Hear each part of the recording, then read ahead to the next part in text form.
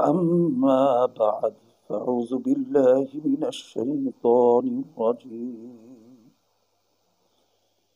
بسم الله الرحمن الرحيم وأما من خاف مقام ربه ونهى النفس عن الهوى فإن الجنة هي المأوى أو كما قال عليه الصلاة والسلام اتق المحارم تكن أعبد الناس وقال تعالى إن الله وملائكته يصلون على النبي يا أيها الذين آمنوا صلوا عليه وسلموا تسليما আমরা সকলেই দিল থেকে মুহাব্বতে রাসূল আরবি সাল্লাল্লাহু আলাইহি ওয়াসাল্লামের রওজায়ে আতহারে হাদিয়া পাঠাই জবান খুলে পড়ি দরুদ ইব্রাহিম আল্লাহুম্মা সাল্লি আলা মুহাম্মাদ ওয়া আলা আলি মুহাম্মাদ كما صليت على إبراهيم وعلى آل إبراهيم إنك حميد مجيد اللهم بارك على محمد وعلى آل محمد كما باركت على إبراهيم وعلى آل إبراهيم إنك حميد مجيد या रब मेरी सोई हुई या रब मेरी सोई हुई तकदीर जगा दे आंखें मुझे दी है तो मैं दी ना भी देखा दे सुनने की जो कुव्वत मुझे बख्शी है खुदावन तेरे मस्जिद नबवी की अज़ा ने भी सुना दे बलगल उला बिकमालिही कशफद दुजा बिजमालिही हसूनत जमीअ खसालिही सल्लू अलैहि व आलिही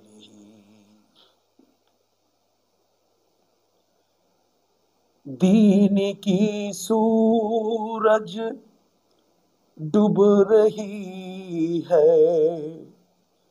दिन की सूरज डूब रही है तुम लोगों के सामने रोज महशर क्या जवाब है मुस्तफा के सामने बलगल मौला बिकमालिही कशफद दुजा बिजमालिही हसूनत जमीअ खसालिही सल्लू अलैहि वालिही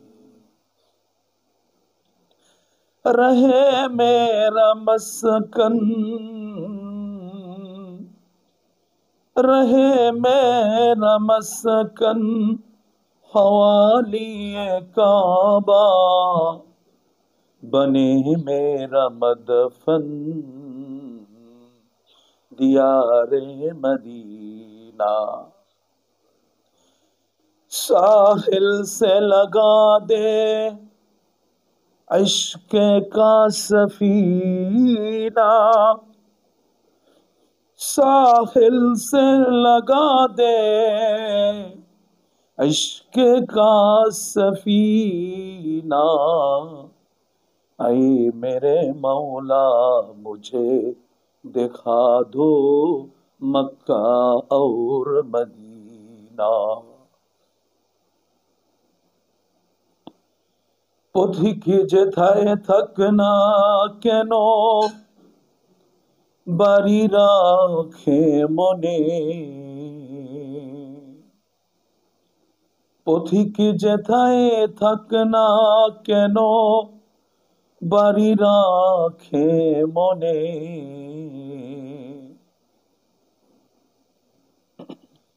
খাঁচার বন্দি বুলবুলিদের মন যে থাকে বনে রে, মন যে থাকে বনে।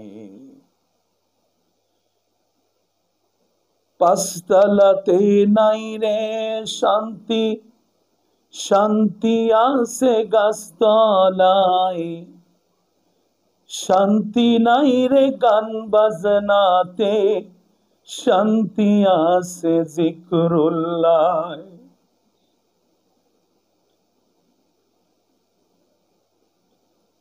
মুহতারাম মুআজ্জাজ, আমার খুব হৃদয়ের মহাব্বতের মানুষগুলো নিয়ে বসেছি, যাদের সাথে আমার মহাব্বতের সম্পর্ক। মহাব্বতের অনেক দাম, অনেক দাম। এই মহাব্বতের জন্য কেউ এক গ্লাস পানি নিয়ে সারা রাত দাঁড়িয়ে থাকে। আমরা জানি এক ছেলে পৃথিবীর ইতিহাসে স্বর্ণ, সে তার মায়ের মহাব্বতে সারা রাত পানি নিয়ে দাঁড়িয়েছিল। আবার মহাব্বত নাই তো বাংলার জমিনে, যেই জমিনে বসে কথা বলতেছি, যে সময় কথা বলতেছি, গোটা বাংলাদেশে খোঁজ করলে দেখা যাবে এমন অনেক হতভাগা সন্তান আছে যার সিনায় মা বাবার ভালোবাসা নাই, তো বাবা মাকে বৃদ্ধাশ্রমে ফেলে রাখছে। আর যার মহাব্বত আছে, এক রিক্সাওয়ালা সারাদিন কষ্ট করে রোদে পুড়ে ঘাম ঝরিয়ে রিক্সা চালিয়েছে। রিক্সার এই কর্মটা অনেক কষ্টের, অনেক পরিশ্রমের, অনেক ব্যথার।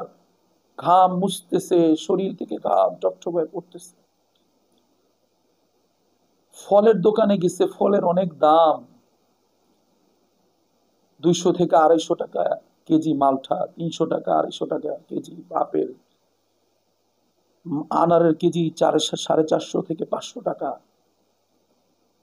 তো মায়ের জন্য একটা আনার, একটা কমলা, একটা আপেল কিনে গামছার ভিতরে সেটাকে বেঁধে পিঠের ভিতরে রিক্সার সিটের নিচে জায়গা আছে সেখানে রেখে দিয়েছে। বলে যে কি ব্যাপার, এটা কার জন্য নিলেন? সন্তানের জন্য, বিবির জন্য? কিন্তু সে তো সন্তানের জন্যও নিছে, মার জন্যও নিছে, বিবির জন্যও নিছে, কিন্তু জবাব দিছে না, এই ফলটুকু আমি কিনেছি আমার মায়ের জন্য। আমার মা খাওয়ার পরে যদি আমার সন্তান আমার বিবির নসিবে জুটে। কারণ এমন একটা দিন আমার ছিল যে সময় আমি কান্না ছাড়া আমার কোনো ভাষা ছিল না। ওই সময় আমি যখন কাঁদতাম ক্ষুধার কারণে, কি এলাহি নেটওয়ার্ক আল্লাহ তাআলা সিনার ভিতরে আমার মায়ের অন্তরে দান করছেন, যে আমার মা তার হাতের সব কাজ ফেলে একেবারে আমার কাছে এসে আমাকে দুধ পান করিয়েছেন। তো এত মহাব্বত যে মা দিলেন, আমি বুঝি সে মায়ের জন্য একটু কষ্ট করে রিক্সা চালিয়ে আমার পরিশ্রমের ঘাম ঝরা পয়সা দিয়ে কি আমার মায়ের জন্য একটু ফল কিনবো না? এমনও সন্তান এই জমিনে আছে। এই জন্য গত কিছুদিন আগের ঘটনা, গত শুক্রবার আমি আমার প্রাণের শায়েখকে দাওয়াত দিয়েছিলাম, হযরত জি আপনি আমার বাসায় আসেন। হযরত বললেন যাও, তোমার বাসায় আমি হাজির হব শুক্রবারে।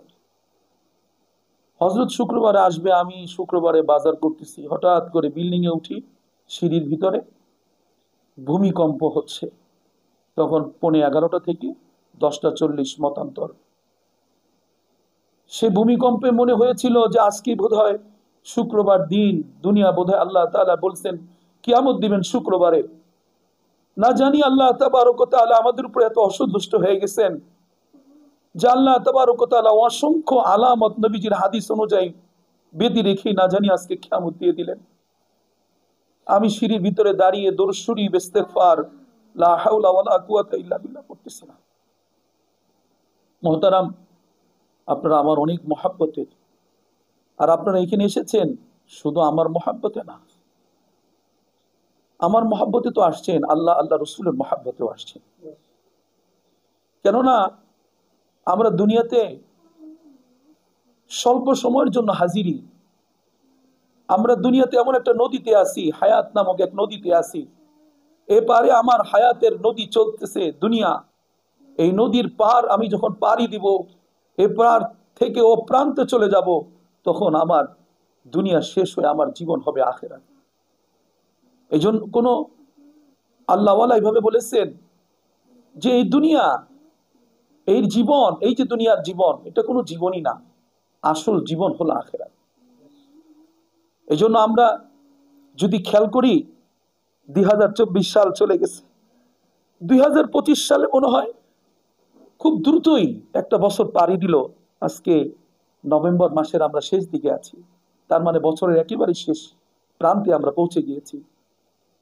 ওই দিন আমার শায়েখ বলতেছিলেন যে মিয়া, আগে মাস গেলেও টের পাইতাম, সপ্তাহ গেলেও টের পাইতাম, দিন গেলেও টের পাইতাম, আর এখন মনে হয় সপ্তাহ আর মাস এমন ভাবে চলে যাচ্ছে যে এক সপ্তাহ থেকে আরেক সপ্তাহ শুক্রবার বুঝতেই পারি না যে কোন দিক থেকে সপ্তাহ চলে যাচ্ছে। নবীজি সাল্লাল্লাহু আলাইহি ওয়াসাল্লাম বলেন যে আমার উম্মতেরা, শেষ জামানার উম্মত যারা, কিয়ামতের কাছাকাছি উম্মত যারা, এরা সময়ের এবং অনেক কিছু বরকত থেকে বঞ্চিত হয়ে যাবে। বিশেষ করে কথা প্রসঙ্গে একটি কথা বলতেই হয়। আগে আমরা আমাদের মুরব্বিদেরকে দেখেছি, এই শীতকাল আসলে কত আইটেমের খাবার ছিল। শীতকালে খেজুরের রস, এখন তো বিরল, নাই, সেই আবহাওয়া নষ্ট হয়ে গেছে। মানুষের ভিতর মানুষের একটা মহাব্বত ছিল, পিঠা বানিয়ে বানিয়ে মানুষের বাড়িতে পৌঁছে দেওয়া হতো। শীতকালে নিজের আত্মীয় স্বজনকে দাওয়াত করে খাওয়ানো হতো। এবং আমি এরকম দেখেছি, যেহেতু আমরা গ্রামে বড় হয়েছি, যে ফ্যামিলিতে 10 জন 15 জন মানুষ সদস্য, একজনের ইনকামে সবাই পেট ভরে 4 বেলা খানা 3 বেলা খানা খেয়েছে। আর এখন একটা ফ্যামিলিতে, একটা পরিবারে, একটা ফ্ল্যাটে 2 জন 3 জন মানুষ থাকে, 3 জনই কাজ করে, তারপরও রিজিকের সংকট, না ঠিক মতো সিজনের ফল খেতে পারে, না ঠিক মতো শীতকাল আসলে একটু পিঠা খেতে পারে, না ঠিক মতো নিজের মন চায় কোথাও একটু ঘুরতে যেতে পারে, না নিজের মন চায় যে কোথাও কখনো আত্মীয় স্বজনকে ডেকে এনে একসাথে বসে 4টা ডাল ভাত খেতে পারে। কারণ মানুষের ভিতরে আজকে রিজিকের বরকত একেবারেই হারিয়ে যাচ্ছে। এই জন্য ম্যাক্সিমাম যুবক বর্তমানে বাংলাদেশে আপনি সার্চ দেন, একেবারে কম করে হলো বর্তমান সময়ে যদি বাংলাদেশের যুবকের সংখ্যা থাকে 1 কোটি, তার ভিতরে 80 লক্ষ যুবকই বেকার। আর যেটুকু তারা পরিশ্রম করে পয়সা ইনকাম উপার্জন করছে, জিজ্ঞাসা করে দেখবেন, আমার আব্বা মাত্র 300 টাকা বেতনে চাকরি করতেন। এটা বললে কেউ বিশ্বাস করবে না। আজ থেকে 35 বছর আগের কথা বলছি, আমার বয়স 42।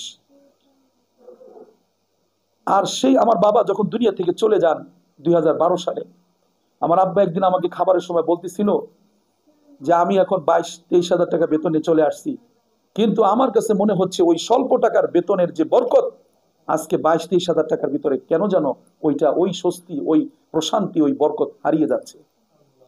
এবং আমার আব্বা একটা ইম্পর্টেন্ট কথা বলেছিলেন যে বেটা শোনো, আমরা তো তোমাদেরকে নিয়ে খেয়ে গেলাম, তোমাদেরকে বাজার থেকে কিনে এনে খাওয়ালাম, প্রতি সিজনে, আপেলের সিজনে 10 কেজি থেকে 15 কেজি আপেল আমাকে খাওয়াইতেন আমার আব্বা। সুবহানাল্লাহ।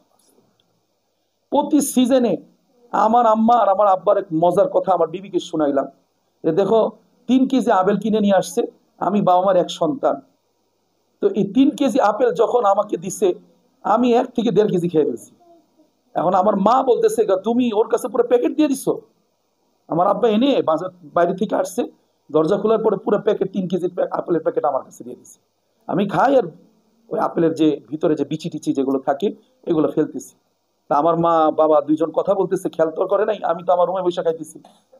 তা আমি খাইতে খাইতে 1 কেজির উপরে খেয়ে গেছি। এখন আমার আম্মা ওই সম্ভবত আব্বা ভাত খাবে, তো ওনার ভাতের ইন্তজাম করতেছে। এমন সময় আমার দেখছে যে আপেল অর্ধেকের বেশি শেষ হয়ে আসতেছে। আমি তো ওই খাটের মধ্যে বসে খাচ্ছি, কারণ আমার আব্বাকে যায় বলতেছে, হাসতেছে, কয় ছেলের কাছে দিয়ে আসছো পুরো প্যাকেট, ও তো অর্ধেক শেষ করে ফেলছে। কয় এটা আমি রাখলে ওরে প্রতিদিন চাইলে একটা দুইটা করে দিতাম, এখন তো একসাথে দিছে, ও সব শেষ। কারণ আব্বা আবার দৌড়ে আসছে, এসে বলে কিও আমার আপেল জানছিলাম, কি অবস্থা? আমি তো আবার ক্ষুধা লাগছে, খাইছি। এই পরিমাণ খাওয়ান আল্লাহ তাআলা আলহামদুলিল্লাহ বাবা মার মহাব্বতে খাওয়াইছেন। আবার পৃথিবীতে এমনও এখন বাবা মা আছে যে তার সন্তানকে ফল কিনে খাওয়াবে, এই 500 টাকার আনার আর কিনে সন্তানকে খাওয়াতে পারতেছে না, আনারের চেহারাটা দেখে বাসায় চলে যাচ্ছে। অসংখ্য পিতা এখন এই পৃথিবীতে আছে, বিশেষ করে বাংলাদেশে। তার মানে দিন যাইতেছে, কিয়ামত কাছে আসতেছে। নবীজি সাল্লাল্লাহু আলাইহি ওয়াসাল্লাম ওই হাদিস, আমাদের সময়ে আমাদের জিন্দেগিতে বারাকা নষ্ট হয়ে যাবে, বারাকা বরকত নষ্ট হয়ে যাচ্ছে। তার কারণ কি? তার একটি কারণ হলো, আমরা ছোটবেলায় যেটা দেখেছি, ফজরের আজান হলে ফজরের নামাজ বৃদ্ধ মানুষও তো পড়তো, যুবকরাও পর্যন্ত মসজিদে চলে যেত। আর এখন ম্যাক্সিমাম যুবক একদম সারা রাত ফেসবুক, ইন্টারনেট, বিশেষ করে ডিভাইস আর অ্যাপস নিয়ে এত ব্যস্ত থাকে, ফজরের নামাজ তাদের নসিব হয় না। তারা ফজরের নামাজ গিয়ে মসজিদে পড়া তো দূরের কথা, নিজের ঘরেও মুসল্লা বিছাতে পারে না, ঘুমে বিভোর থাকে। যার কারণে কয়েকটা মুষ্টিমেয় মুরব্বী এছাড়া, আমি আজকেও ফজরের সময় খেয়াল করলাম, যারা দাড়ি পাকা মানুষগুলো ছাড়া ফজরের নামাজে যুবকের সংখ্যা নাই। এক কাতার মুসল্লি হয় ঢাকাতে, আর ঢাকার বাইরে তো এমন অবস্থা, কুমিল্লায় যান, মাদারীপুরে যান, শরীয়তপুর, আমি তো বিভিন্ন জায়গায় মাহফিল করি, দেখা যায় আমি নিজে গতকালকে মাহফিল ছিল, রাতে বয়ান করেছি, ফজরের নামাজ ওই মসজিদে পড়ে ঢাকার উদ্দেশ্যে রওনা দিব। ফজরের নামাজ ইমাম সাহেব, সাথে 2-3 জন মুরব্বী ছাড়া কেউ নাই।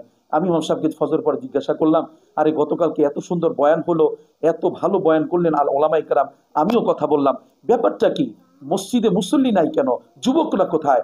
তখন ওই মসজিদের ইমাম সাহেব বলতেছে, হুজুর আপনি তো গতকালকের বয়ানের কিছু তাসির পাইছি, এই যে দেখেন কিছু মুরব্বী আছে, ওনারাও অনেক সময় দূরত্বর কারণে, শীতের কারণে অনেক সময় ওনারা বাসায় নামাজ পড়ে, আবার অনেক সময় 2-1 জন আসে। কিন্তু এমনও হয় যে আমি ইমাম, আমার মসজিদে আমি একা ফজরের নামাজ পড়তে হয়, এরকমই ম্যাক্সিমাম সময় আমার কাটে। আপনি বলেন, আপনি চিন্তা করি, এই যে আমাদের জীবন 2025 সাল কেটে যাচ্ছে, আমরা আমাদের জীবনের ফজরের নামাজের হেফাজত করতে পারি নাই, আমরা আমাদের যুবককে মসজিদে ঢুকাতে পারি নাই, আমরা আমাদের পরিবেশকে আগের সেই অবস্থায় রাখতে পারি নাই। এই জন্য আমাদের একজন মুরব্বী, একজন অ্যাডভোকেট, ইসলামিক অ্যাডভোকেট, মন মানসিকতার দিক থেকে খুব আলেমদেরকে ভালোবাসেন, তিনি একদিন আমাকে বলতেছেন আমাদেরকে কেন্দ্র করে বলতেছেন, মাওলানা আপনারা প্রায় বলেন ইসলাম কায়েম করবেন, ইসলাম কায়েম করবেন, ইসলাম কায়েম করবেন, মাশাআল্লাহ, এটা অনেক ভালো উদ্যোগ, নিঃসন্দেহে ওয়েলকাম, নিঃসন্দেহে মুবারকবাদ। কিন্তু মনে রাখবেন, ইসলাম যতটুকু কায়েম করতে চাচ্ছেন, আল্লাহ কবুল করলে তো হবে, আল্লাহ কবুল না করলে হবে না, কিন্তু যতটুকু আছে এতটুকু রক্ষা করেন। সুবহানাল্লাহ, খুব দামি কথা তিনি বলেছেন, যতটুকু আছে অতটুকু রক্ষা করেন। যেই মসজিদে 10 জন যুবক নামাজ পড়তে যেত, আজকে দেখলে দেখা যাবে কয়দিন পরে ওখান থেকে 10 জনের জায়গায় 2 জন মাইনাস, আরো কিছুদিন যাচ্ছে আবার মাইনাস। নবীজি সাল্লাল্লাহু আলাইহি ওয়াসাল্লাম হাদিসের মধ্যে বলছেন, আমরা সাধারণত সানি জুমার মধ্যে এই খুতবার ভিতরে শুনি, খয়রুল কুরুন সুম্মাল্লাযিনা ইয়ালুনাহুম সুম্মাল্লাযিনা ইয়ালুনাহুম, যত নবীজির কাছাকাছি তত ভালো, কোয়ালিটি ভালো, আর যত নবীজির কাছাকাছি থেকে দূরে তত চলে যাচ্ছে কিয়ামতের কাছাকাছি, তত কোয়ালিটি নষ্ট হয়ে যাচ্ছে। এই জন্য আমাদের মুরব্বীরা, জাস্ট একটি মাসালা, দোকানে গেছেন তো গিয়ে দেখেন যে হোটেলের ভিতরে 2টা রুটি, কয়টা রুটি? 2টা রুটি, একটা রুটি ঠান্ডা রেখে দেওয়া হয়েছে রুটিটা, আরেকটা রুটি দেখেছে এই রুটিটা মাত্র তেল দিয়ে ভেজে গরম, বেশ গরম, এটা মাত্র রাখা হয়েছে। একটা হলো ঠান্ডা আর একটা গরম। আমরা হলে কোনটা খাবো? আরে ভাই গরম রুটি দাও। আমরা হলে কোনটা খাবো? ভাই গরম ভাত দাও। আমরা হলে কোনটা খাবো? ভাই গরম তরকারি দাও। আর আমাদের আকাবির আসলাফরা কি করতেন? ওই যে নবীজির হাদিস খয়রুল কুরুন, নবীজি সাল্লাল্লাহু আলাইহি ওয়াসাল্লাম ওই হাদিসকে টার্গেট করে আমাদের আকাবির আসলাফরা বলতেন, এই রুটি কোনটা কিরকম? বলে যে হুজুর এই যে গরমও আছে ঠান্ডাও আছে। হযরতরা বলতেন, না গরম না, ঠান্ডা দাও। কারণ যেই রুটিটা ঠান্ডা ওইটা নবীজির যুগের অনেক কাছাকাছি, যেটা মাত্র সবে হয়েছে কিছুটা হলেও দূরে চলে গিয়েছে। সুবহানাল্লাহ, সুবহানাল্লাহ। এই হলো আমাদের আকাবির আসলাফের তাকওয়া। আমি আজকে যে এখানে বসেছি লম্বা চুনা আলোচনা করতে বসি নাই, আমি একটা আপনাদের খেদমতে অ্যাডভার্টাইজ করতে বসছি। আমার একজন ওস্তাদ যার কাছে আমি কোরআন তর্জমা করেছি, আমার বাবাকে হারিয়ে ফেলেছি।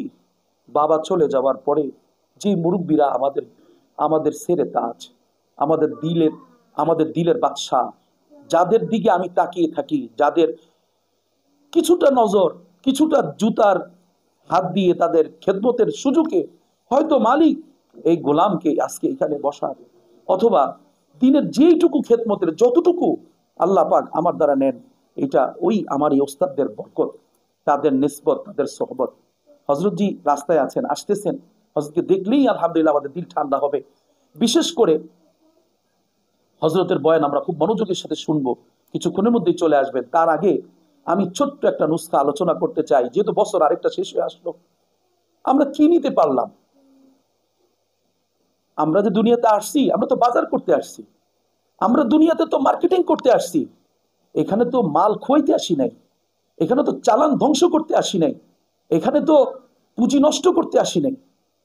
এই জন্য আজকে মিডিয়াগুলোতে দেখা যায় বিভিন্ন জায়গাতে বিভিন্ন রকম সাবজেক্টের বিতর্ক।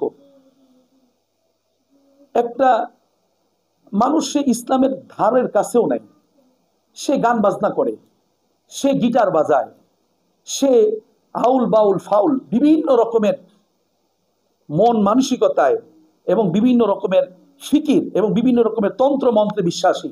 আসলে ইসলাম কি জিনিস, ইসলাম কোন জিনিসের নাম, এটা তার সে এক লাইনে তো দূরের কথা, হাজার লাইন বললেও তাকে বোঝানো সম্ভব না। আর সে তার কলিজা এতটা গান্দা হয়েছে, কারণ মনে রাখবেন, কিতাব বলে, কোরআন এবং সুন্নাহ বলে যে পৃথিবীতে এই জমিনে কিছু কিছু মানুষ আসছে, কেউ কবি, কেউ সাহিত্যিক, কেউ লেখক, কেউ সাংবাদিক, কেউ বিভিন্ন ধরনের, কেউ হয়তো ওই যে আমরা যারা আলোচনা করি, কেউ হলো বক্তা, শায়ের বা মুবাল্লিক, কেউ দায়ী। এই বিভিন্ন ধরনের আল্লাহ তাআলা সবাইকে দিয়ে এই জমিনকে ভরপুর রাখেন, জমিনকে আবাদ করেন। এর ভিতরে কিছু কিছু কবি আছে, এরা তাদের কবিতা দিয়ে আখিরাত তৈরি করে, তাদের কবিতা তাদেরকে আখিরাতের দিকে নিয়ে যায়। ঠিক তেমনি ভাবে কিছু কিছু সাহিত্যিক আছে, তাদের সাহিত্য তাদেরকে আল্লাহর পরিচয় লাভ করার সুযোগ করে দেয়, পাইপলাইন তৈরি করে দেয়, রাস্তা খুলে দেয়, যে এই যে তুমি সাহিত্যের রাস্তায় দেখো, তুমি যে সাহিত্য নিয়ে চর্চা করছো, এই সাহিত্যের সূচনাই হচ্ছে আল্লাহ পাকের সৃষ্টি। সুবহানাল্লাহ। একটু আগে আমার স্নেহের ভাই মতিউর রহমান বলতেছিলেন যে আল্লাহ পাকের কুদরত যে দেখবে। আমার আব্বা একটা কথা বলতেন রাহিমাহুল্লাহ, যে বাবা, নাস্তিক যত টাইপের মানুষ আসছে, খেয়াল করে দেখবা এরা বেশিরভাগ ওই আউল ফাউল বাউল, তারপরে কি বলে জানো, যাদের জন্মের কোনো ঠিক নাই, যাদের মাথা বিগড়ে গেছে, যাদের বংশ মর্যাদা বলতে কিছু নাই, ব্যক্তিত্ব বলতে কোনো কিছু নাই, পৌরুষত্ব বলতে পুরুষত্বহীন, যাদের ভিতরে সত্যি করে সভ্যতা ভদ্রতা বলতে কিছু নাই, এই সমস্ত মানুষগুলো হয় নাস্তিক। কিন্তু আমার আব্বা একটা কথা বলতেন, কোশ্চিন কালো কোনো ডক্টর, মানে ডাক্তার যারা চিকিৎসা বিজ্ঞান নিয়ে কাজ করে, কোনোদিন তাদেরকে নাস্তিক হতে দেখবা না। সুবহানাল্লাহি ওয়া বিহামদিহি। কেন জানেন? আমার আব্বা বলেন, সে আল্লাহ পাকের কুদরতের সৃষ্টি তথ্যের একটা সাইড, এই মানব দেহে কি পরিমাণ রব্বে করিমের সৃষ্টির নৈপুণ্যতা, সৃষ্টির শৈলী এবং গভীরতা আছে, সেটা সে নিজ চোখে দেখতে পায়। এই জন্য ম্যাক্সিমাম ডাক্তারদের দেখবা তারা নামাজ পড়ে, যদি নামাজ নাও পড়ে তাহলে সে লোকটা তার চাল চলনে কখনো সে নাস্তিকতা পেশ করে না। সুবহানাল্লাহ। আমার ভাইজান, আরে ছাগল পাগল নাস্তিক হয়, ভালো মানুষ নাস্তিক হতে পারে না। ঠিক তেমনি ভাবে আমার কথা অন্যদিকে চলে যাবে। একজন কবি ছিল, কবির নাম কবি হাফিজ। সে কবি, কবি ঠিকই, কবিতা লেখে, বিশ্ববিখ্যাত কবিদের ভিতরে তার গ্রহণযোগ্যতা, বিখ্যাত এক কবি। কিন্তু সে কবিতা লিখতেছে, বিভিন্ন ধারায় কবিতা লেখে। একদিনে তার এই কবিতাই তার জন্য হেদায়েতের, আল্লাহকে পাওয়ার রাস্তা হয়ে গেছে। নিজের আখিরাত ও পরকালের ফিকির আসার মতো রাস্তা আল্লাহ তাআলা তৈরি করে দিয়েছেন। আসসালামু আলাইকুম ওয়া রাহমাতুল্লাহ। হযরতজি কোথায় আছেন? জি হুজুর, ওখান থেকে পালপাড়ার গাড়িতে একটা রিক্সা নিয়ে নেন। জি হুজুর, পালপাড়ায় চলে আসেন।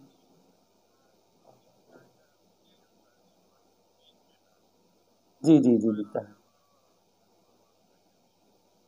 জি জি, তাহলে 1 নম্বর থেকে নেন হুজুর। আপনি 1 নম্বর থেকে পালপাড়া 30 টাকা নিবে হয়তো ভাড়া হুজুর।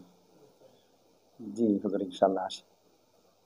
আসসালামু আলাইকুম। ওয়ালাইকুম আসসালাম। মোবাইলটা আপনার কাছে রাখেন, হুজুর ফোন দিলে ধরে তারপর আপনি রিসিভ করবেন। আপনি তো চিনেন হুজুরকে। তো কবি হাফিজ সে তো লেখালেখি করে, ভালো কবিতা লিখে, বিভিন্ন লাইনে কবিতা লেখে, কিন্তু একদিন তার এই কবিতা লিখতে লিখতে কবিতার ফাঁকে ফাঁকে কবিতার বাকি কবিরা রোমান্টিক হয়। এক সুন্দরী রমণী ললনা কুমারী, যেহেতু তার সেও যুবক, তার সাথে তার মহাব্বত আর ভালোবাসা হয়েছে। তো স্বাভাবিকভাবে যখন একজনের সাথে একজনের প্রেম হয়, ভালোবাসা হয়, একটা ছেলে একটা মেয়ে দেখা যায় কোনো একটা জায়গায় অ্যাড্রেস করে যে এই জায়গায় তুমি আসো। তো একটা বাগানের পাশে সেইখানে গিয়ে তারা দেখা সাক্ষাৎ করতো, সংক্ষিপ্ত বলতেছি। তো একদিন হঠাৎ করে দেখে যে যেই মেয়েটা প্রতিদিন তার সাথে দেখা সাক্ষাৎ করতে আসতো, ওই মেয়েটা সেই জায়গাতে আর নাই। বাগানের যে মালিক, যে বাগানকে সাফ করে, পরিদর্শন করে, বাগানের খেদমত করে, সেই খাদেম মালিককে জিজ্ঞাসা করলে, এদিকে আসো তো, এখানে যে মেয়েটা প্রতিদিন আমার জন্য ওয়েট করতো, অপেক্ষা করতো, সে কোথায়? তো বাগানের মালিক বলতে, স্যার সে মেয়েটা তো জ্বর বা ঠান্ডা কাশি যে কোনো একটা রোগে আক্রান্ত হয়ে সে তো কবরে চলে গেছে। সুবহানাল্লাহ, সুবহানাল্লাহ। কবি হাফিজ এবার দিল ঘুরে গেছে, হঠাৎ করে দিলের মধ্যে আঘাত। যাকে মহব্বত করতাম সেইভাবে চলে গেল, আমাকে বলেও গেল না, এটাই তো দুনিয়া। বিষ্ণু হাফেজ বতু গুয়ম কে গুল তাজা নমি মানদ, अगर मानद शबे मानद शबे दीगर नमी मानद, गुलज गुलशन जुदा गश्ता तरू ताजा नमी मानद, अगर मानद शबे दीगर नमी मानद, हिजाबे नौ अरोसा दरबार शौहर नमी मानद, अगर मानद शबे दीगर नमी मानद। এভাবে কবিতা লিখতেছে, ফার্সি ভাষার কবি তো, অনেক লম্বা কবিতা লিখতে থাকলো, লাইনকে লাইন লিখতেছে। কবিতার তর্জমা এখন চেঞ্জ, নিজেকে নিজে বলতেছে, এই হাফিজ। এভাবেই খেয়াল করে দেখবা, যখন বাগানে কোনো গাছে ডালে অথবা কোনো বৃক্ষে ফুল ফুটে, পাতা গজায়, একটা সময় সে পাতা আর থাকে না। একদিন থাকলে পরে পরের দিনের সেটা তাজা অবস্থা থাকে না, সেটা পচে যায়, ঝরে যায়, সেটা নষ্ট হয়ে যায়, জমিনে পড়ে যায়। সুবহানাল্লাহ। এই যে হাফিজ জীবন চলতেছিল, কবি মানুষ লাগাম টেনে ধরেছে, নিজের জীবনের লাগাম টেনে ধরেছে।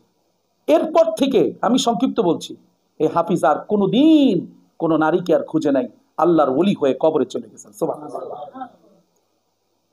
এভাবে অনেক কবি আবার এই জমিনের উপরই দেখা যায় তারা বিভিন্ন সময় ইসলামকে আঘাত করতেছে।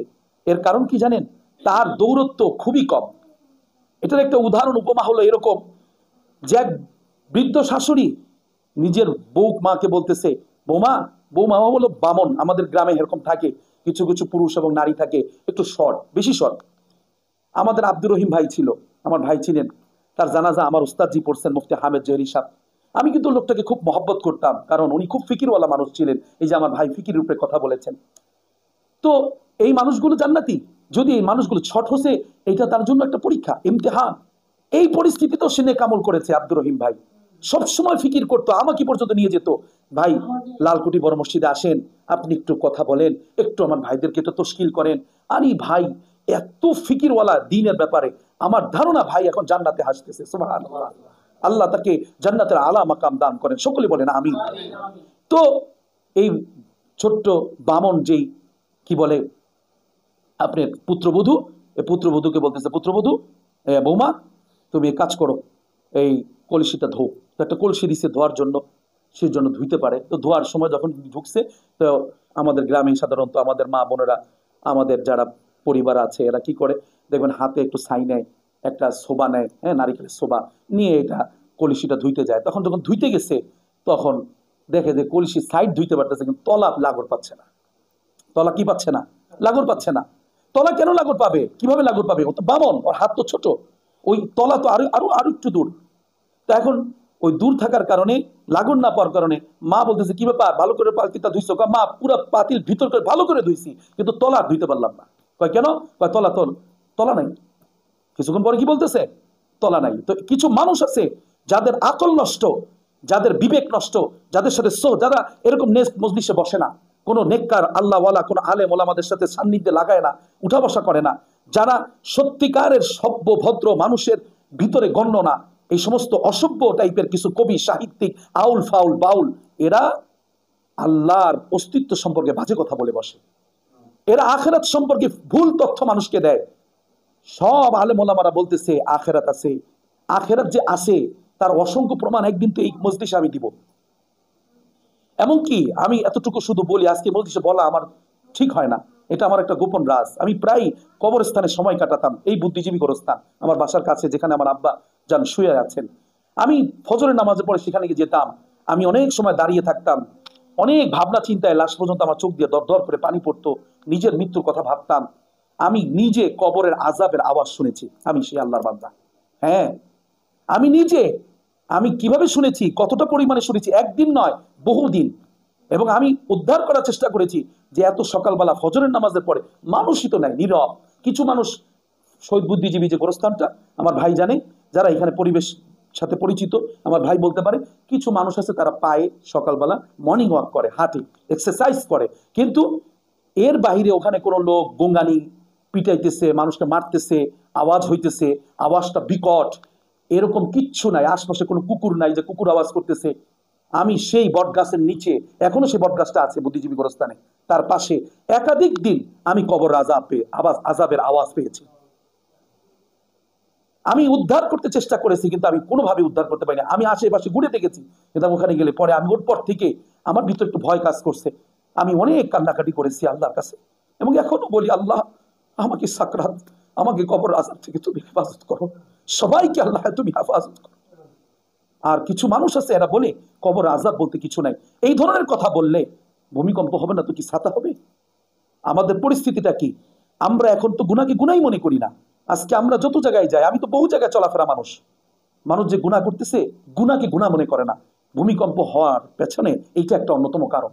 আর দুই হলো প্রকাশ্যে গুনাহ করা। গোপনে যারা গুনাহ করে তাদের তওবার সুযোগ আছে, তাদের উপরে হেদায়েতের সুযোগ আছে, তাদের উপরে আল্লাহর রহম জারি হতে পারে, কারণ সে গোপনে করতেছে। এই যে গোপনে করতেছে, এই গোপনে গুনাহ করার কারণে গুনাহ হচ্ছে, কিন্তু গোপনে করার কারণে আল্লাহর ভয়ের প্রমাণ তার উপরে আছে। আর যে প্রকাশ্যে গুনাহ করে সে সত্যিকার অর্থে আল্লাহকে কোনো ভয় করে না, পরোয়াই করে না। গত কয়েকদিন আগে ভূমিকম্পের পরে এক আল্লাহর বান্দা, আমি সেখানে জরুরি কাজে গিয়েছি, সে চায়ের দোকানে বসে বলতেছে, আল্লাহ দিয়ে দেখ না আমাকে ভূমিকম্প। তার মানে কি? তার মানে আমাদেরকে ভূমিকম্প দিলে তুমি খুব খুশি, তুমি সইতে পারবা, আল্লাহ তাআলার দেয়া একটা আযাব তুমি সইতে পারবা। আমাদের যে অবস্থা বলেন তো, আমরা এখানে যারা বসে আছি, আমরা কি একটা সুইয়ের ঘুঁটা সইতে পারি? আমরা কি একটা কাচির আঘাত সইতে পারি? আমরা কি একটা ছুরির আঘাত সইতে পারি? তাহলে আল্লাহ পাকের ভূমিকম্পর আঘাত আমরা কি করে সইব? মনে রাখবেন, আল্লাহ পাকের কিছু সিগন্যাল আছে রেড অ্যালার্টের মতো। যেমন আল্লাহ তাবারক ওয়া তাআলা প্রথম নম্বর সিগন্যাল হচ্ছে নবী। আল্লাহ তাআলা প্রত্যেক যুগে সমস্ত জিন এবং ইনসানের জন্য তাদেরকে সতর্ক করেছেন নবীর মাধ্যমে। জিনদের মধ্যেও নবী আসছে, ইনসানের মধ্যেও নবী আসছে, এবং এই নবীর সিলসিলা আল্লাহ তাবারক ওয়া তাআলা মোহর গালা করে দিয়েছেন। বিশ্বনবী, আমাদের নবী, আকায়ে নামদার, তাজদারে মদিনা, রাহমাতুল লিল আলামিন, আশরাফুল আম্বিয়া, ইমামুল মুরসালিন, খাতামুন নবিয়্যিন জনাবে মুহাম্মদুর রাসূলুল্লাহ সাল্লাল্লাহু আলাইহি ওয়াসাল্লামের মাধ্যমে। সেই নবীর সিলসিলা তো বন্ধ হয়ে গেল, কি বলেন? এটা আল্লাহর একটা ফার্স্ট অ্যালার্ট।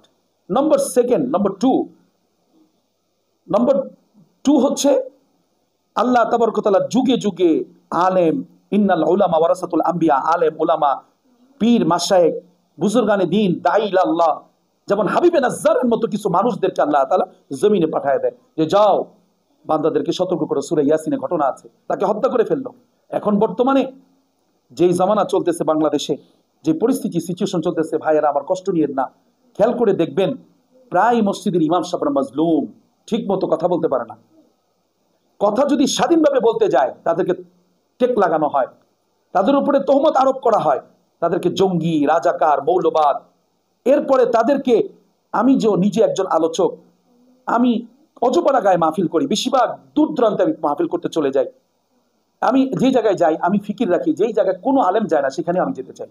এটা আমার দিলের ফিকির, এটা আমার দিলের একটা ব্যথা, এটা আমি সবাইকে খুঁজে এই সময় অল্প সময় বলতে পারবো না। তো আমি সেই অজপাড়া গায়ে যাই, সেই ঝিনাইদা চড়িয়ার বিল একটা জায়গা অনেক ভিতরে, ওই মৌলভী সাহেব এখানে আসতেছে, তার এলাকায় মাহফিলে গেছে, আমাকে বলছে হুজুর 10:30টার মধ্যে মাহফিল বন্ধ করতে হবে, মাইক খুলে নিয়ে গেছে। তারপরে এই মাহফিলের বয়ানের যে লাইন, তার কেটে দিয়েছে। এইভাবে আজকে বর্তমানে যারা মানুষকে সতর্ক করবে, দাঈ ইলাল্লাহ, আলেম ওলামা, পীর মাশায়েখ, বিভিন্ন ভাবে তারা কোণঠাসা, ঠিক কিনা? এই তো গেল আল্লাহ তাআলা দ্বিতীয় সিগন্যাল। তৃতীয় সিগন্যাল হচ্ছে ভূমিকম্প। তার মানে হচ্ছে এই যে বিগত শুক্রবার যে সিগন্যালটা চলে গেল, এই সিগন্যালটা সম্ভবত 21 তারিখ ছিল। এই 21 তারিখে বেলা 11:15টায় আল্লাহ তাবারক ওয়া তাআলা যেই 5.7 মাত্রার যে ভূমিকম্পটা আমাদের এখানে হয়েছে, এই ভূমিকম্পটা ছিল আল্লাহ পাকের থার্ড সিগন্যাল।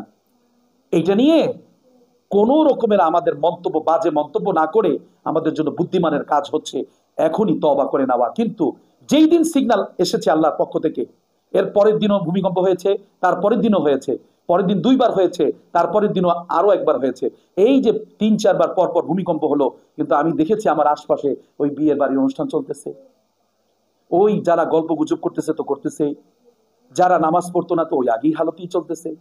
এভাবে যদি চলতে থাকি তাহলে আমার ভাই সামনে শুধু নেককার আর বদকার না, পরহেজগার আর অদিনদার না, সবাই আমরা ধরা খেয়ে যাব। শুধু মুসলিম আর অমুসলিম না, সবাই আমরা ধরা খেয়ে যাব। কারণ আল্লাহ তাবারক ওয়া তাআলা একটা নিজাম, যখন আল্লাহ কোনো জাতিকে ধ্বংস করেছেন, আমরা কওমে লূতের ঘটনা জানি, যখন ধ্বংস করেছেন তখন ওখানে যদি কোনো নেককারও থাকে তাকেও আল্লাহ ধ্বংস করে দেন। যদিও তার উপরে আযাব প্রয়োগ হয় না, কিন্তু তাকেও রেহাই দেওয়া হয় না। কেননা আল্লাহ তাবারক ওয়া তাআলা একটা নিজাম, যে আল্লাহ তাআলা বান্দা যখন নবীর সতর্কতাও মানে না, অলি আবদাল গাউস কুতুব আলেম ওলামা এদের সতর্কতাও মানে না, তখন আল্লাহ বলেন এখন আমার এখানে তাদেরকে ডাইরেক্ট সতর্ক করা ছাড়া উপায় নাই। তখন মাটিকে আল্লাহ মোমের মতো বানিয়ে দেন, তুলার মতো বানিয়ে দেন, এবং এর মধ্যে আল্লাহ তাআলা ভূমিকম্প সৃষ্টি করে দেন। বিভিন্ন রকমের অপব্যাখ্যা চলতেছে এই ভূমিকম্প নিয়ে, এগুলোর দিকে কান দেওয়ার কোনো সুযোগ নাই। এখন একটাই কাজ, আমাদের প্রকাশ্য অপ্রকাশ্য গুনাহের ব্যাপারে তওবা করা, বেশি বেশি গুনাহ ছাড়ার অভ্যাস তৈরি করা, এবং মানুষকে সতর্ক করা, এর কোনো বিকল্প নাই। মোহতারাম, দ্বিতীয় বলতেছিলাম, এই যে আল্লাহর বান্দা লেখালেখি করেন, কবি সতর্ক হয়ে গেলেন। আমরা এরকম দেখেছি যুগে যুগে, সাইয়্যিদুনা হযরত ওমর ফারুক রাদিয়াল্লাহু তাআলা, আমরা কেনা তাকে চিনি, তার সময় ছিল একজন গায়ক। যেহেতু বাংলাদেশে এখন বর্তমানে এই সাবজেক্টটা নিয়ে খুব ঝামেলা চলছে, আমার ভাইজান আমরা নিজেরাও নাশিদ গাই, গজল গাই, তাই বলে সুর সুর করে গজল গাওয়া, নাশিদ গাওয়া, ইসলামী নাশিদ গজল বা গান মানুষের সামনে উপস্থাপন করা, এটা হারাম নয়, এটা জায়েজ আছে। যেই সুরে আল্লাহ আল্লাহ রসুলের কথা স্মরণ হয়, আখিরাত ও পরকালের দিকে মানুষ ধাবিত হয়, সেই সুর দেওয়া যায়। কিন্তু এমন কোন গায়ক, এমন কোন আউল ফাউল বাউল, এমন কোন সাবজেক্ট, এমন কোন বিষয়ে কথা বলতে পারবে না যে দ্বীন ও ইসলাম সম্পর্কে যাররা পরিমাণ ধারণা রাখে না, যেই সাবজেক্টের মানুষই না, আদার ব্যাপারে জাহাজের খবর দিবে, এটা হতেই পারে না। তো দেখা গেছে সে একজন, তারই যুগে হযরত ওমর ফারুক রাদিয়াল্লাহু তাআলার যুগে একজন গায়ক ছিল। যে সমস্ত মানুষগুলো উল্টাপাল্টা কথা বলে না, আল্লাহ তাআলা বক্র দিল যাদের না, দিল সোজা, গুনাহ করে কিন্তু ভিতরে ভয়। আমারই অনেক মহাব্বতের মানুষ, হুজুর নামাজ পড়তে পারি না, দোয়া করবেন আল্লাহ যেন পড়ার তৌফিক দেন। বিশ্বাস করেন এই লোকগুলো একসময় নামাজি হয়ে যাবে। যে মানুষগুলো আমি দেখেছি নামাজ পড়ে না, বিবিকে পর্দায় রাখে না, কিন্তু নিজে আলেম ওলামাদেরকে খুব ভালোবাসে, আমি নিজের চোখে দেখেছি, আমার কাছে জ্বলন্ত প্রমাণ আছে। আমি যে মসজিদগুলোতে একটা সময় ইমামতি করতাম, মসজিদে তরজমাতুল কোরআন করতাম, এর মধ্যে এক মসজিদে আমি তরজমাতুল কোরআন করতাম, আমার ভাই সেখানে উপস্থিত আছেন। ওনারই পার্শ্ববর্তী আরেক ভাই ছিলেন, যিনি গাড়ি চালাতেন, ড্রাইভ করতেন, উনি এত সুন্দর দাড়ি রেখেছেন, একদম সুন্নতি পরিবেশে চলে আসছেন। যারা আলেমদেরকে ভালোবাসে, মসজিদ মাদ্রাসার প্রতি সুধারণা রাখে, ইসলামকে ভালোবাসে, আল্লাহ আল্লাহ রসুলকে ভালোবাসে, আল্লাহকে ভয় করে, এই মানুষগুলোর হেদায়েত কশ্চিন কালেও ছুটে যায় না, তাদের জীবনে কোনো না কখনো আল্লাহ তাআলা হেদায়েত দিয়েই দেন, আলহামদুলিল্লাহ। বিশেষ করে এই যে গায়কের কথা বলতেছিলাম, সাইয়্যিদুনা হযরত ওমর ফারুক রাদিয়াল্লাহু তাআলার সময় এক গায়ক, বেচারা বাউল মানুষ, গান গাইতো। তো গান গাইতেছে গান গাইতেছে, গান গাইতে গাইতে একটা সময় আসে মানুষের, এমনটা হয় মানুষ যখন যৌবনকালে যেমন পরিশ্রম করতে পারে, একটা সময় আসে মানুষ বৃদ্ধ হয়ে যায়, আর পারে না, বার্ধক্য আসলে পরে যৌবনকালের মতো দোকানে বসে থাকবে, এনার্জি হয় না। যৌবনকালের মতো একটা জায়গায় বসে বসে দীর্ঘ সময় একটা কাজ নিয়ে স্টাডি করবে, আর হয় না। এই জন্য দেখা যায় যখন মানুষ বৃদ্ধ হয়ে যায়, তাদেরকে কি করা হয়, আমাদের দেশের সরকারি চাকরিজীবী অথবা যারা প্রাইভেট ফার্মে আছে তাদেরকে রিটায়ার দিয়ে দেওয়া হয়, পেনশন দিয়ে দেওয়া হয়। ঠিক তেমনি ভাবে এই গায়ক তো গান গাইতেছে দীর্ঘদিন, লুকায় লুকায় পর্যন্ত গান গায়। সাইয়েদনা ওমর ফারুক রাদিয়াল্লাহু তাকে ধরতে চেষ্টা করতেছে যে তারে কোনো সময় বাটে পাইলে আমি তাকে ধরে ফেলবো, কিন্তু সে সবসময় ওমর ফারুক রাদিয়াল্লাহু থেকে খলিফাতুল মুসলিমিনের জামানার মানুষ, সে সবসময় ঘুরে ঘুরে দূরে দূরে মানুষকে গান শুনে শুনে পয়সা ইনকাম করে। কিন্তু এমন একটা সময় আসছে সাহিলের শক্তিও চলে গেছে আর গলার কণ্ঠের স্বর নষ্ট হয়ে গেছে। তখন এই গায়ক, এই যে যার কথা বলতেছিলাম, সে বেচারা কাবার গিলাফের কাছে গিয়ে ওযু করে কাঁদতেছে আর বলতেছে, মালিক, আল্লাহর দিকে তাকিয়ে বলতেছে, দয়া করো দয়াময়, আমি গুনাহগার, যথাযথ ইবাদত করিনি তোমার, পেয়েছি তোমার দান সদা অবিরত, পারিনি গোলাম হতে গোলামের মতো। বিশেষ করে আল্লাহর কাছে আল্লাহর গোলাম গান গাইতো, ওখানে গিয়ে কাবার গিলাফ ধরে বলতেছে, মালিক, জীবনে অনেক ভুল করে ফেলেছি, এত বেশি ভুল করেছি যে কণ্ঠ তুমি দিয়েছিলে কালামুল্লাহ তেলাওয়াত করার জন্য, আমি সেই কণ্ঠ দিয়ে গান গেয়ে মানুষকে গোমরাহ করেছি, জীবনের উপরে জুলুম করেছি। মালিক, আজকে আমি তোমার কাছে হাজিরা দিতেছি। মালিক, তুমি আমাকে তোমার খাস রহমে, দয়ায়, করমে তুমি আমাকে মাফ করে দাও। মালিক, তুমি যদি মাফ না করো আমার কোনো রাস্তা নাই। কারণ একটা কথা মনে রাখবেন মুহতারাম, আমরা আল্লাহ পাকের হারানো গোলাম। গোলাম হারায় গেলে যদি তার মালিকের জন্য কাঁদতে না পারে, সে গোলাম কোনোদিন মালিকের কাছে ফিরতে পারে না, কোনোদিন ফিরতে পারে না। এর একটা উদাহরণ আমার দাদা শেখ হাকিমুল উম্মত হযরত বলেন, আমরা হজে গেলাম, হজে গিয়ে দেখলাম ছোট্ট একটা বাচ্চা, সে তার মাকে হারায় ফেলছে। তো হজের অনেক মা, সেখানেও তো অনেক মহিলারা হজে যান, ইরানি মা, সুদানি মা, বাংলাদেশি মা, পাকিস্তানি মা, ভারতীয় মা, হ্যাঁ, বিভিন্ন রাষ্ট্রের সুন্দর সুন্দর নারীরা যারা মা হয়েছেন তারা ওই বাচ্চাটাকে কোলে নিতেছে। বাচ্চা তাকায় দেখে, আরে এ তোমার মা না, জোরে চিৎকার দিতেছে, আরো কান্নার আওয়াজ। আমার দাদা শাইখ বলেন, পুরা হজের মজলিসের এই বাচ্চাটাকে কেন্দ্র করে একটা জায়গায় একটা মানুষের ভিতরে একটা প্রভাব সৃষ্টি হয়ে গেল। সবাই অস্থির এই বাচ্চাটার কান্না থামানোর জন্য, কেউ তার কান্না থামাইতে পারে না। যেই মায়ের কাছে দেওয়া হয় আর এদিক থেকে এলান চলতেছে, এই সন্তানটা হারানো গেছে, কে, কার মা, এর মা কে? আপনার সন্তান আপনি ফিরে নেন, আপনার সন্তানকে আপনি খুঁজেন, আপনার সন্তানের এই যে আমাদের কাছে আছে। তো কিছুক্ষণ পরে দেখা গেল অনেক তালাশ খোঁজ করার পরে, তথ্য তালাশ নেওয়ার পরে মাকে খুঁজে পাওয়া গেল। এখন ওই সন্তানটাকে তার নিজের মা, আসল যে মা, সে মায়ের কাছে যখন দিছে, এখন সন্তানটা মাকে দেখেই, হ্যাঁ এ তো আমার মা। এখন সন্তানটা তার মায়ের কাঁধের ভিতরে থুতনি লাগায়া, এই গালটাকে লাগায়া অজর ধারায় কাঁদতেছে। আর আগের মতো যে চিৎকার দিয়ে কাঁদতো, ওই কান্না না, প্রশান্তির কান্না, যে সে তার মাকে খুঁজে পেয়েছে। মোহতারাম, বান্দা যখন নিজের ভুল বুঝতে পারে, ভুল তো আমাদের জীবনটাই তো, আমরা দুনিয়াতে আসার পরে ভুল করার জন্য এক নম্বর হলো নফস, দুই নম্বর হলো শয়তান। এই দুই এক্সটার্নাল যে দুইটা আমাদের শত্রু, দুশ্মন, সবসময় আমাদের পিছনে লেগে আছে। আর সবসময় চেষ্টা করতেছে কিভাবে আমাকে ভিতর থেকে নেক আমল নষ্ট করা যায়, কিভাবে আমাকে বিভ্রান্ত করে জাহান্নামের কীট বানিয়ে দেওয়া যায়। বারবার এরা চেষ্টা করতেছে। আমার শাইখ, যে আজকে যিনি বয়ান করবেন, উনি গত একবার প্রোগ্রাম এখানে আসছিলেন, আজ থেকে 3 মাস আগে, তিনি বলছিলেন মুমিন তো তাকেই বলে যে দুইটা ষড়যন্ত্র বুঝতে পারে, একটা নফসের ষড়যন্ত্র আর একটা হলো শয়তানের ষড়যন্ত্র। এর বাহিরে মুমিন হওয়া খুব কঠিন। বিশেষ করে এমনিতেই তো দুনিয়াতে আসার পরে শত্রু আমার পিছনে লেগেই আছে, নফস প্লাস শয়তান। কি করে আমাকে জাহান্নামে নেওয়া যায়, সেই জায়গাতে বান্দা যদি ভুল করেই ফেলে, আবার যদি সেই ভুলের উপরে করে অহংকার, তার হেদায়েত তখন তার কপাল থেকে মুছে যায়। তো আল্লাহর বান্দা কাঁদতেছে যে মালিক, আমি ভুল করে ফেলেছি, আমি গান গাইতাম, আমি গিটার বাজাইতাম, গান গাইতাম, মানুষকে বিভ্রান্ত করতাম, নিজের জীবনের উপরে জুলুম করেছি। রব্বানা যালামনা আনফুসানা ওয়া ইল্লাম তাগফির লানা ওয়া তারহামনা লানাকুনান্না মিনাল খাসিরিন। যখন আল্লাহর কাছে দোয়া করতেছে, কান্নাকাটি করতেছে, আল্লাহ তাবারক ওয়া তাআলা সেই সময়ের খলিফাতুল মুসলিমিন, যিনি যদি শেষ জামানার এরপরও নবীজির পরে কেউ নবী হইতো, যিনি নবী হইতেন তিনি হচ্ছেন ওমর ফারুক রাদিয়াল্লাহু তাআলা আনহু। তো তিনাকে আল্লাহ তাআলা দিলের ভিতরে এলহাম করলেন। নবীদের জন্য ওহী, আল্লাহ ওয়ালাদের জন্য, সাহাবাই কেরামের জন্য হয় এলহাম।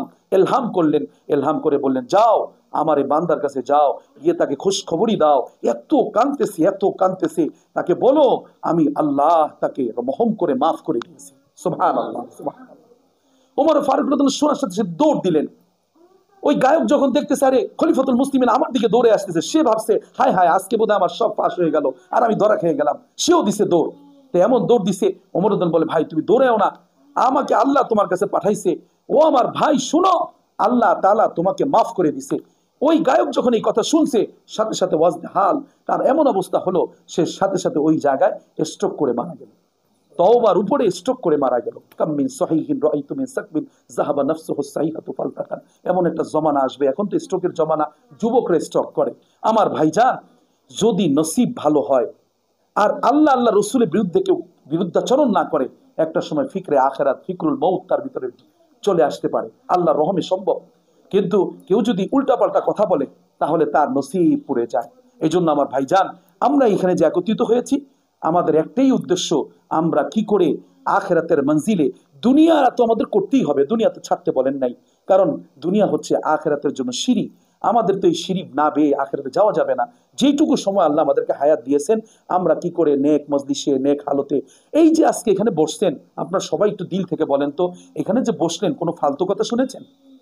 কোনো গুনাহ হওয়ার সম্ভাবনা এখানে ছিল? এখানে বসার দ্বারা কি আপনাদের মন কি ভালো লাগতেছে না খারাপ লাগতেছে? এইটাই আল্লাহ পাকের নিয়ামত যে আল্লাহ আপনাকে আমাকে পছন্দ করেছেন। না হলে আমি যদি এই সময় প্রোগ্রাম না করতাম, আমি ব্যবসার কাজ করতাম, অন্য কোনো কাজ করতাম, দুনিয়াবি তো কিছু ফায়দা আমার আপনার সবারই হতো। কিন্তু এই যে দুনিয়ার লাইনে কোরবানি করে এখানে বসেছেন, নিঃসন্দেহে আল্লাহ আমাদের উপর রহম জারি আছে। নিশ্চয়ই আল্লাহ আমাদেরকে পছন্দ করে, ভালোবাসে। না হলে আমরা এতগুলো মানুষ এখানে কোশ্চিন কালেও আসতে পারতাম না। আল্লাহ তাবারক ওয়া তাআলা এই যে মেহেরবানি আমাদেরকে করেছেন, যেই কথাগুলো আলোচনা করেছি, বিশেষ করে আজকে আমার হযরত আমার উস্তাদজির কথাগুলো খুব মনোযোগ দিয়ে আপনারা শুনবেন। আর বিশেষ করে আমি আপনাদের কাছে দোয়া চাই। শারীরিকভাবে আমি, আমার পরিবার অসুস্থ আছি, অনেকেই আমাদের কাছে আজকে দোয়া চেয়েছেন। বিশেষ করে আমার এক ভাই আসছেন, সজীব ভাই, ওনার আব্বা ইন্তেকাল করেছেন কিছুদিন আগে। আমি আমার বাবাজিকে আজকে থেকে 12 বছর আগে হারিয়েছি। বিশেষ করে আমরা সবাই সবার বাবা মায়ের জন্য, নিজেদের সিচুয়েশনের জন্য, দেশের পরিস্থিতিও ভালো না, অনেক ভাইরা আমার কাছে দোয়া চেয়েছে, তাদের ব্যবসায়িক পরিস্থিতি খারাপ, দেশে একটা সুন্দর সামনে যেন একটা নির্বাচন হয়, এবং আমাদের জন্য আল্লাহ তাআলা যেন একজন নিষ্ঠাবান, আদর্শবান, ইনসাফগার একজন বাদশাকে ব্যবস্থা করে দেন। আমরা সেইভাবেই প্রত্যেকে আমাদের প্রত্যেকের নিজেদের হাজতগুলোকে এই মজলিসে দোয়ার ভিতরে বলবো ইনশাআল্লাহ। আল্লাহ তাবারক ওয়া তাআলা, আমি যে কথাগুলো ভাঙাচোরা আলোচনা করেছি, আল্লাহ তাআলা এই কথাগুলো আমাকে এবং আপনাদের সকলকে আমল করবার এবং বুঝবার এবং সেই অনুযায়ী জীবন কাটানোর তৌফিক দান করেন।